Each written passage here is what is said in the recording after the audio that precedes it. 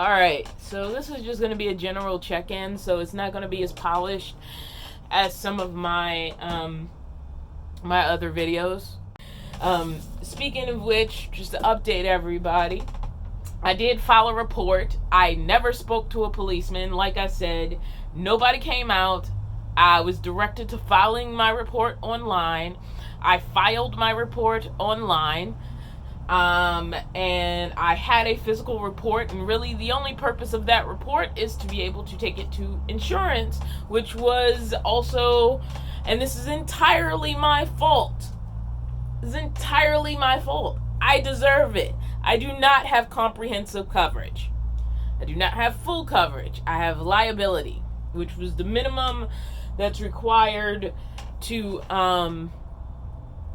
be able to legally drive the truck, which is the only thing I was concerned about. Also, like, insurance on a commercial truck is expensive, and one of the main things I have behind me right now is my mattress, and that's because this month specifically, I wanted to get worked on the final things that I think I need to put in here before I can go to the DMV and get qualified as what's called a car house or an RV qualification. And I was like going to be so ready for that by the end of the month, because my registration also comes up this month, and instead of paying a hefty commercial registration, go away pop-up. Instead of paying a hefty commercial registration, I was hoping like I would just pay for that conversion. I would get RV insurance. The commercial insurance was a stopgap, and that was my plan for June. Yeah, I also have behind me, I have a sink, which I showed in my last live, which does work. Obviously, I've had the stove for a while. Let me reset the camera so that it's not being all crazy. And this is going to be edited, but roughly edited. There we go. You can see me. That's all that matters. What was I saying? Oh, okay. So I was going to get the basics in here this month. I was just waiting for the show to open so I could focus on it. Of a bed that was actually set up, a running water sink, just a temporary setup. I'm actually going to take apart most of that plumbing for my final setup. And, you know, my working stove. That was it. That's what I was going to go to DMV with and try to get qualified as a car house. It doesn't need to look like a perfect RV. It just needs to check all the boxes. And even though people have said, like, everything from they didn't even look to I got away with it with a mattress on the floor and a porta potty, I wanted to be sure I was in a good place to requalify this as a car house. And I felt like I had enough pieces in place and close enough that was going to work out. And so I was holding off on like doing anything with insurance at the time, and I can barely remember the phone call even. I was just trying to get somebody to give me a yes on insurance so that I could legally drive. And so, like, my only concerns were the minimums for California coverage. So, if anything, a good reason for me to talk about this is not to ask people for money. I'm not asking anybody else to be responsible for my mistake. My mistake is not that my catalytic converter was stolen. That is just, it's something that's going on right now across the country from what I can tell from my comments. Hopefully that noise outside isn't too loud. But that I didn't give myself full coverage, especially considering, like, this is my house. And so, like, I should do the max to protect it. And I think about that in different ways. Always fun when the cat just pops up out of nowhere. But not necessarily in that sense. Like, in the sense of if I hit somebody else, like, that was my mindset. If for some reason in this large vehicle I hit somebody else, I wanted to know I had insurance. And so I got the liability, and I think that's all I got. And I think we discussed some other stuff, and at the time money was tight. I had just bought the truck. I was just trying to, like, legally drive it, and I'm not gonna lie, there were a few sketchy days where, like, I owned it, but it was not insured. So I was just in a rush for somebody to say yes and qualify me for insurance, which is hard when I had to get a commercial insurance, even though I'm not like a business beyond being semi self-employed. I say semi because like it's not like I own a business that sells a thing. It's more like I am my own business because I do YouTube and because I do stage managing. As a stage manager, I am a contractual employee. Now there are stage managers who actually work exclusively for like one theater, but I'm a contractual employee. I get contracted to shows, you know, for a certain amount of time, and that contract ends at a certain point, and that's basically how it works. And that's why I cannot leave Oakland, which has made like some things challenging, because there was this lovely person in the comments that did help me out. I did give her a call. I believe her like YouTube name, it's not her name on her email, but it's like for Kelly something. And a lot of people thought, oh, you're just gonna drive up to her shop and she's gonna fix it. She's actually in Southern California. So like, one, I didn't want to do a 6-hour drive when I wasn't even sure I was safe to drive. To Southern California and, you know, Northern California, very separate. I mean, they're almost separate states except legally. But she did help me out. We did discuss some things over the phone, and there is some help she'll be able to give me, but that help isn't like driving to her shop and having her fix it, unfortunately. But I'm so grateful to her. I'm so grateful she reached out. She sent me her phone number. I was able to get to her via phone, and it really calmed me down yesterday morning after I got off the live, after we had a talk, because she does have like a muffler shop, and like if I was able to leave the Oakland area, which I cannot because of work, she had offered that I could just come down there and build my truck there, but that wasn't feasible or possible at the time or now. So it's because I don't have comprehensive, this is all coming out of pocket. I did, a friend of mine was able to get me into conversation with a young mechanic who says he could probably fix the catalytic converter for around $1,000, you know, and that includes him acquiring the part, which I could do. It would completely clean out the little bit of a nest egg that I was holding on to, and I'm glad there's something I want to buy for the truck that I haven't bought, and I was like, you know what, things are going so well, things are running up so nice, maybe I will cut into my savings a little bit, and I've been holding that money just in case something goes wrong with this truck. At the end of the day, this is still an old truck. Yeah, I've had it for like 3 or 4 months with like minimal problems. There was that one weird time where I had to start it in neutral, and literally that problem has not repeated itself since it happened. And several people I've talked to who are knowledgeable about these things say that it's possible because it's an old hand shifter that I wasn't actually in park, and so the truck thought I wasn't in park or something like that. Like the gear shift could have thrown it off, because the problem hasn't repeated itself ever since then. It started without problem, but at the same time, I was like, I should, if I can, and I finally got to a point where I could, because after I bought the truck, and initially I was barely making it month to month, and I'm not complaining. I'm lucky enough that I've been able to pull some profit out of YouTube, enough that, I can make it when I don't have other stuff, but I'm also not rich. So it was very hard for me to like build up that nest egg, but that's what that nest egg is for. It just means I couldn't have anything else happen for a while, because I would have to rebuild it up. So that's where I am, is like, possibly, I don't know this mechanic that well. I'm only going by the fact, a friend of mine trusts him, and so, I'm extending trust based on her recommendation.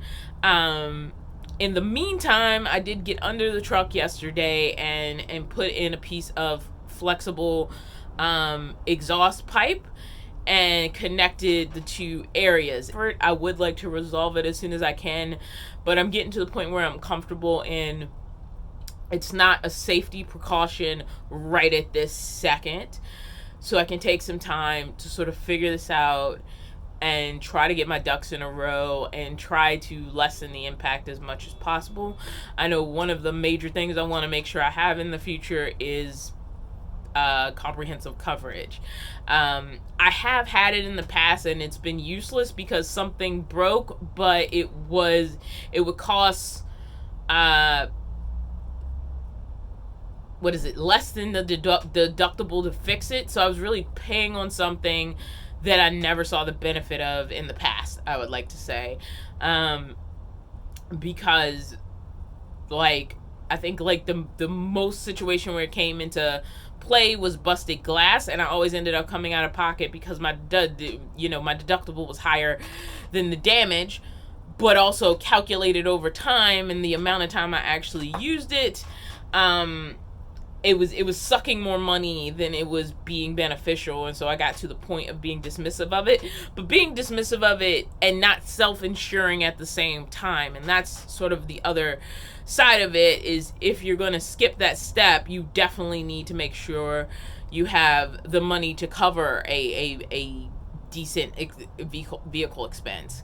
And so this situation just has made me rethink how I think about insurance. And I've always had sort of the poor man's perspective on insurance, in that the government requires me to have it, so I have no choice but to have it. And so the minimal I need to be square with the government is what I've always done.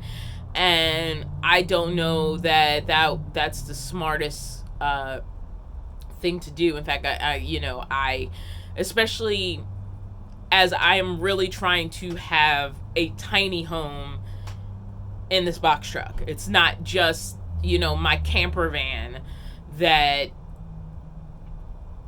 I'm taking off on trips. Like, I'm trying to make this like my home, like to the point that I want to have enough put away that if I have to rebuild the engine one day, I can rebuild the engine. I'm trying to make that much of an investment in this as a home, in a way I haven't in vehicles in the past. And there was a part of me also that was feeling like really like negative in my heart, I think, where I was like, I'm getting too close to having something nice. Something is going to take this away from me. And I can get like that sometimes. It's just, a thing.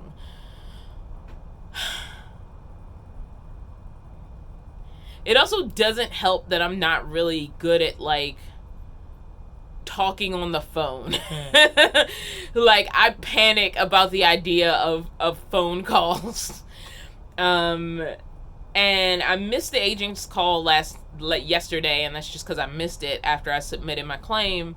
And so she called me this morning, but it was literally the shortest conversation in the world. I mean, like, I don't know why they couldn't have sent it in an email.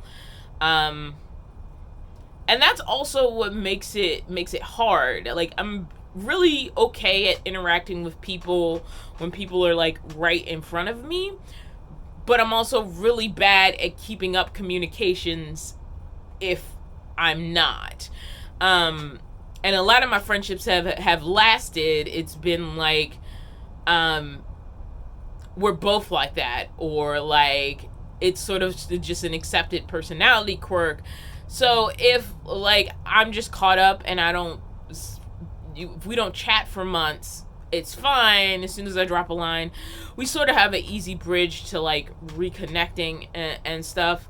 Because I can be really, really bad at that kind of stuff. I don't know if some of it was being like an only child, but then when bad stuff happens, then I feel really, really guilty about calling somebody just because something bad happened, when I haven't been very communicative outside of that bad thing happening.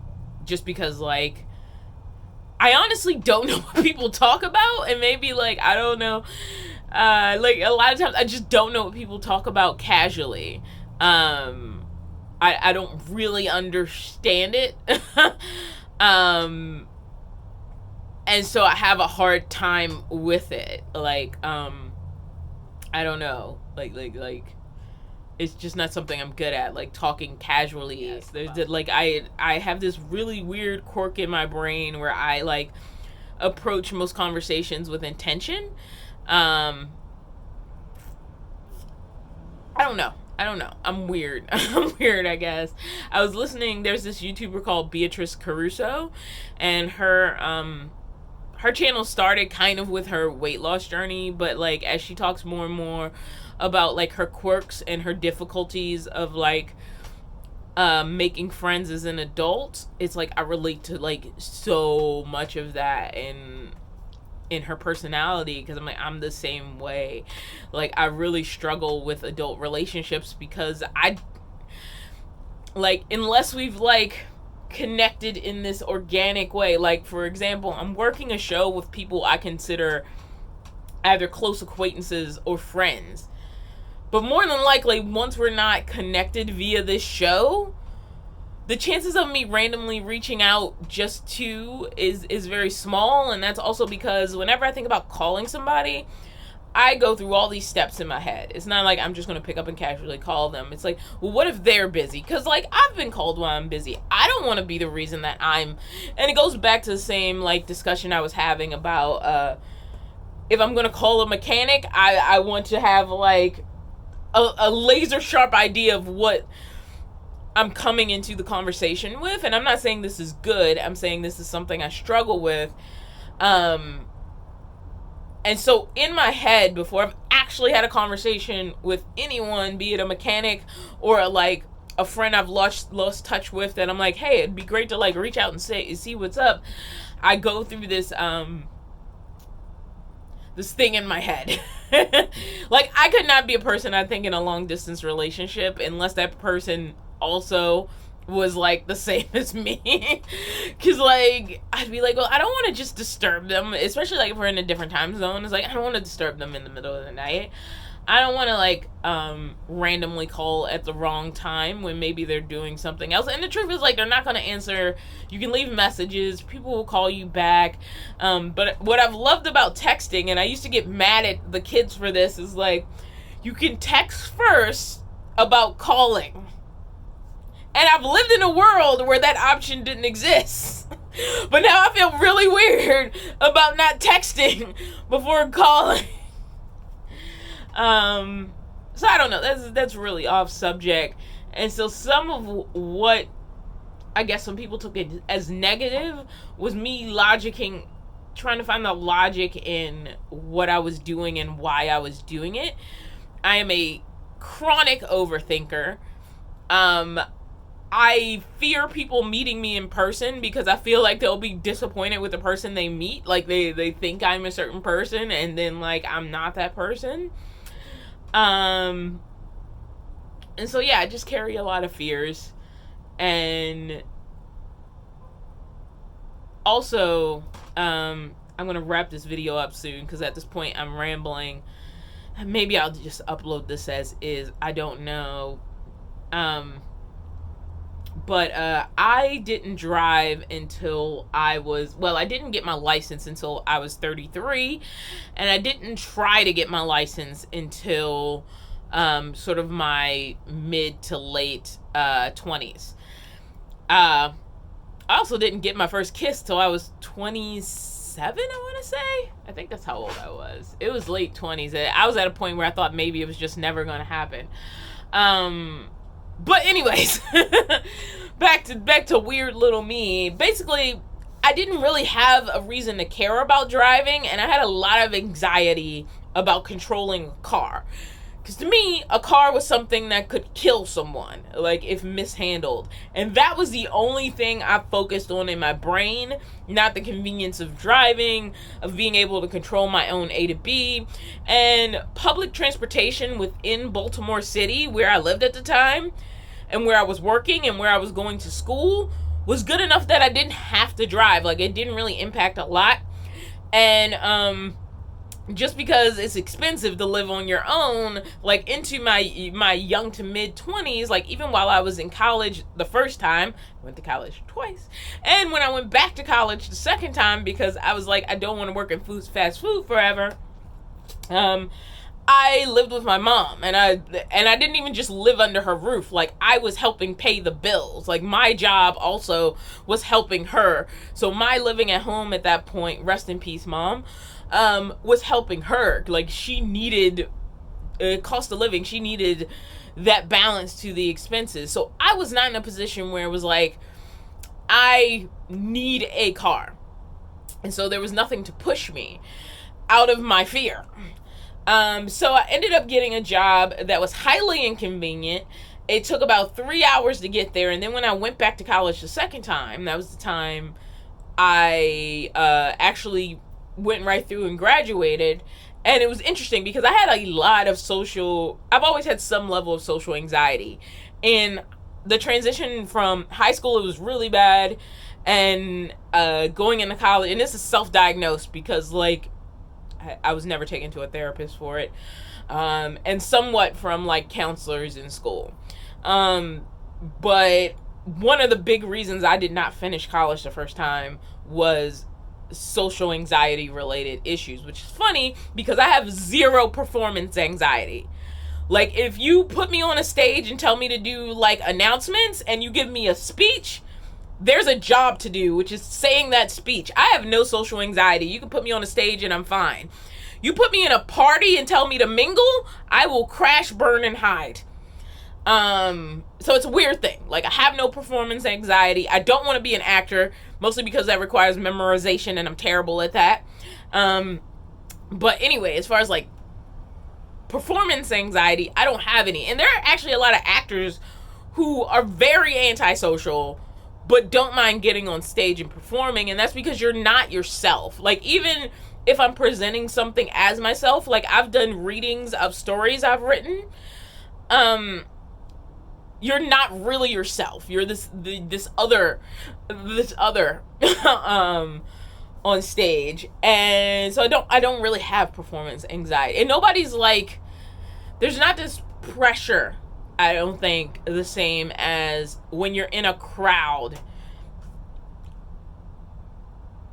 And I don't know, it's different. It's so different. Like, don't put me in the party. Have me, like, watch the door or, like, be a fake bartender. I don't drink, so I say fake bartender as in there's a glass of champagne and I'm responsible for keeping all the cups full. And I will have lovely conversations in that situation where I'm kind of pulled away. There's clear rules. There's clear boundaries.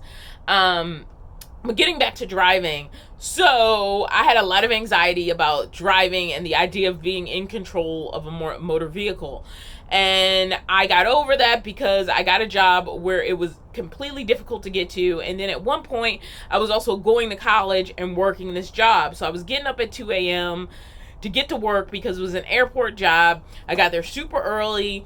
It was in fast food, and in an airport. So it was like a food service job in an airport, which is why I could go so early. And because I could go so early, I could get to college and still carry, like, a full schedule of full credits and therefore graduate in a reasonable amount of time.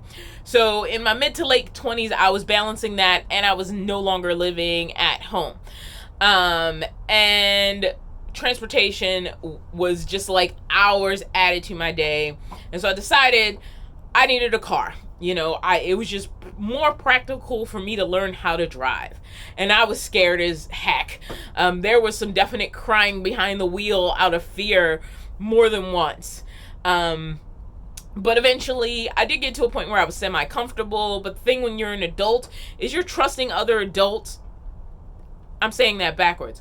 Other adults are trusting you to drive their car. Even with them there, it's not a driver's ed car. They are not in control. Now, mind you, Maryland requires some driver's ed, but not nearly enough. It's more like a precautionary driver's ed. of like, I'm gonna get in the car with you and make sure you're doing safe things. Not a, I am scared to drive, I need 101 counseling to do this. And there are people who are going to unsubscribe after this story.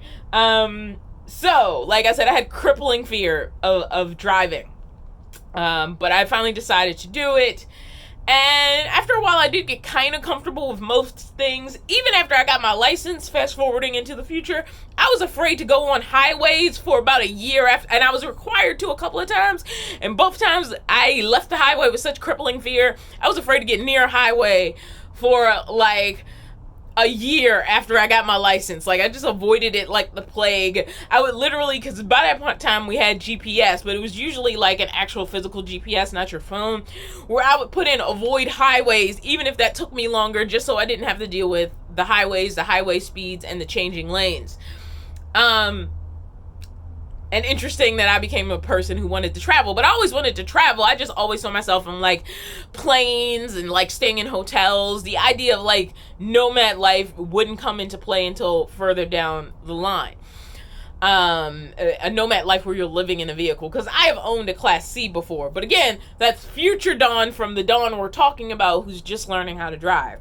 So after going through several adults who volunteered time to teach me how to drive, and it wasn't a tragedy, it's normal adult stuff. Like, people had stuff going on, they got busy, we were no longer in constant contact, my life changed. Like I said, like, there are people who I was really cool with because we had the same class in a college class, and then, you know, the next year our paths didn't collide, so we just didn't stay connected.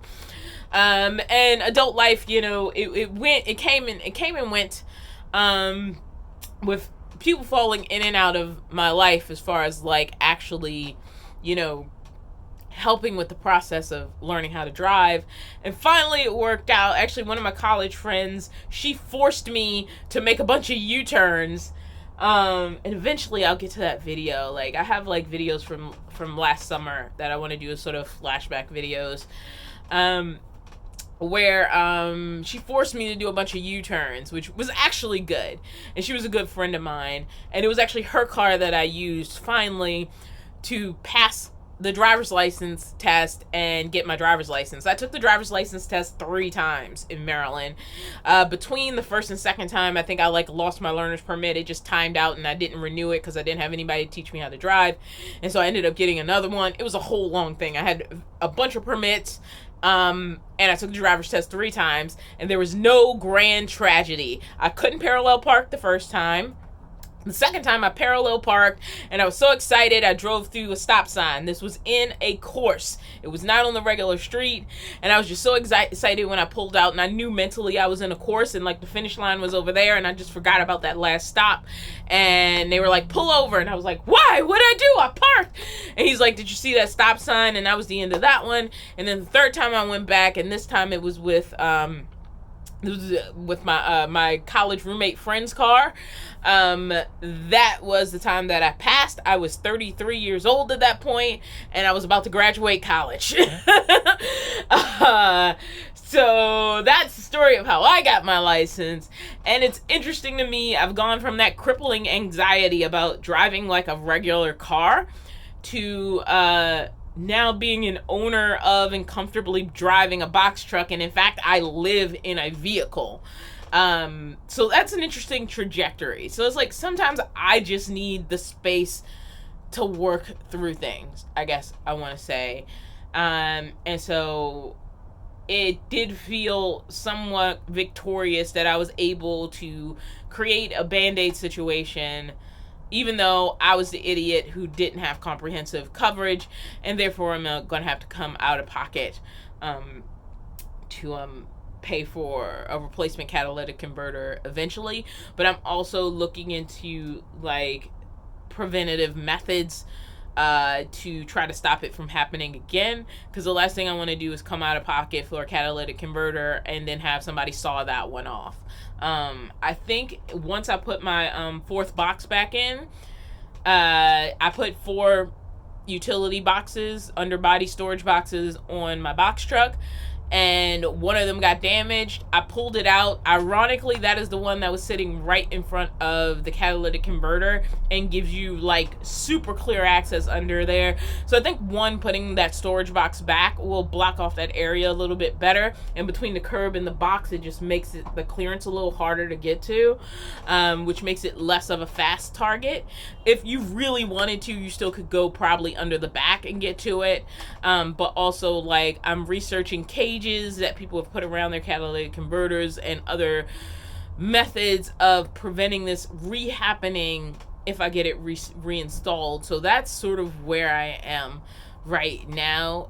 Yesterday evening, a couple other people, thank you so much, reached out to me via email, offered their phone numbers and the chance to talk. But honestly, I just needed, once I got that piece of pipe put underneath the truck, and once I sort of had the time to sort of settle down from everything that's happening, and hopefully I can still run my errands today, I just needed to sit still. And so I did. Actually, I think I went back to sleep for at least like 4 or 5 hours. Once I was, well, I guess it was like 3 hours, because I got to work about 3.5 hours before call time for the actors, and the show's at night, so I go to work at 6:00 p.m. actually, and then like we wrap a little bit after 10 o'clock, and then I'm responsible for locking up the theater and the building. And so I didn't even want to work that night. Like my head, it was not in the game of working, but I knew I had to. And so I went to sleep. I like took a nap, and then I like really, like once my alarm went off, I really just had to like say, Dawn, get up, stand on your own 2 feet, get in this building, run the show. And that's what I did. And then this morning, I talked to the insurance agent, basically got told I'm not covered for the damage. She was super kind about it, but to cut to the chase, like, I don't have coverage for it. That is entirely my fault. And so I am going to move forward from there.